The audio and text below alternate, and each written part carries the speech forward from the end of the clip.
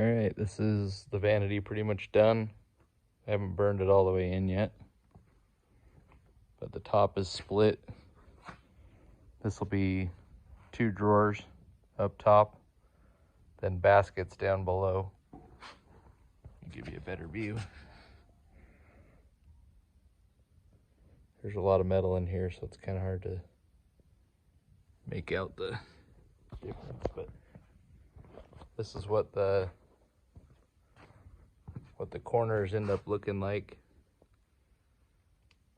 before I weld.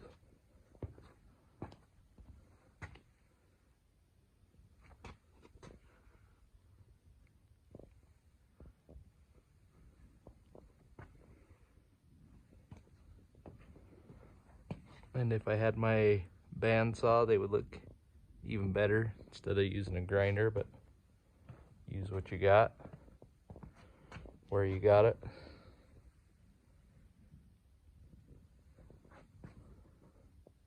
That's that.